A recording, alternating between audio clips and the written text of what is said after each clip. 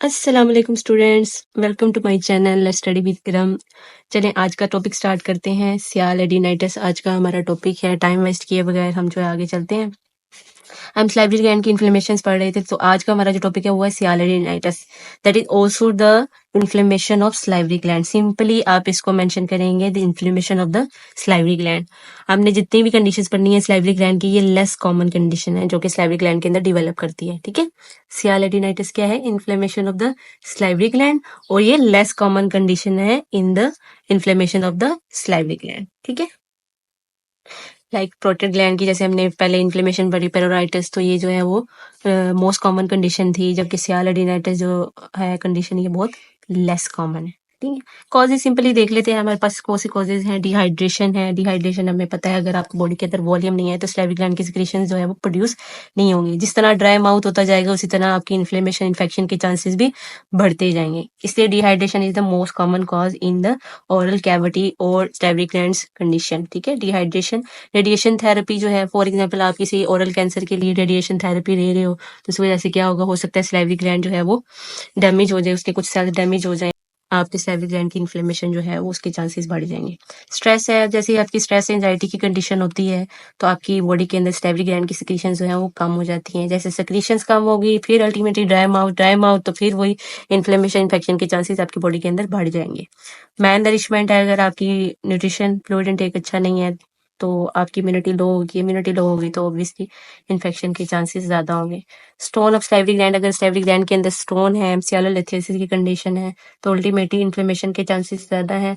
Poor और hygiene है, hygiene अच्छी नहीं है, वायरल बैक्टीरियल इन्फेक्शन जो है, फंगल इन्फेक्शन आपकी बॉडी के अंदर इनकॉर्पोरेट इजीली कर जाएंगे। ठीक है, और वहीं से वो आपके स्लाइवरी ग्लैंड को जो है वो प्रोसीड करेंगे और स्लाइवरी ग्लैंड की इन्फ्लेमेशन कॉज करेंगे। अब कौन कौन से इन्फेक्शन है बैक्टीरियल वायरल जो है वो कॉज कर सकते हैं स्लाइवरी ग्लैंड की इन्फ्लेमेशन? एसोरियस है, स्टेप्टोकोकस ओरियस, स्टेप्टोकोकस पिरिडेंस है और न्यूमोकोकाई है। ये कुछ इन्फेक्शंस बैक्टीरिया के नाम आप याद रख लीजिए। ठीक है, जो कि सियालिडिनाइटिस की कंडीशन कॉज करते हैं।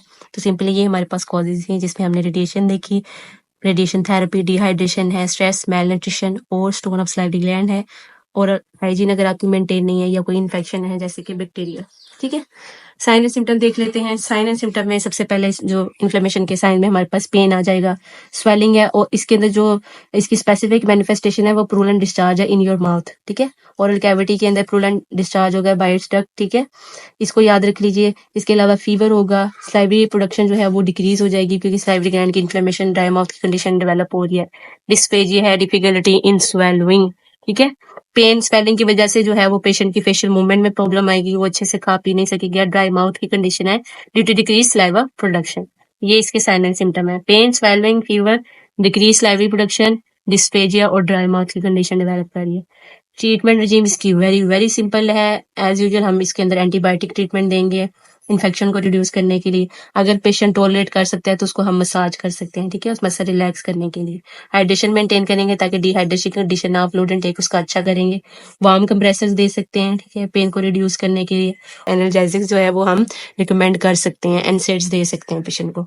ठीक है, next at last surgical management है। अगर आपको एंटीबायोटिक ट्रीटमेंट से, मसाज से, हाइड्रेशन, वार्म कंप्रेसर, एनाल्जेसिक से पेशेंट को रिलीफ नहीं हो रहा तो फिर हम सर्जिकली उसको ट्रीट करेंगे, जिसमें हमने सर्जिकल ड्रेनेज करनी है। अगर तो एब्सेस फॉर्मेशन है तो हम उसको नीडल एस्पिरेशन के थ्रू सर्जिकली ड्रेन कर सकते हैं उस फ्लूइड को। ठीक है, प्रोलैंड डिस्चार्ज को। देन एट लास्ट उसकी एक्सीजन कर सकती हैं ग्लैंड की। ठीक है, और उसके डक्ट्स की। सिंपल सर्जिकल प्रोसीजर है जिसमें हम सर्जिकली ड्रेन कर सकते हैं या उन सेल्स की, सैलरी ग्लैंड की एक्सीजन कर सकते हैं विद इट्स डक्ट्स, और इस तरह इसको सर्जिकली ट्रीट करके हम सैलरी ग्लैंड के एडेनाइटिस यानी इन्फ्लेमेशन को जो है वो रिड्यूस कर सकते हैं। ठीक है स्टूडेंट, ये था हमारा आज का टॉपिक जिसमें हमने inflammation of the salary gland read किया। ठीक है, आज का सेशन यहाँ पे खत्म हुआ। Take care of yourself. अल्लाह हाफिज, बाय बाय।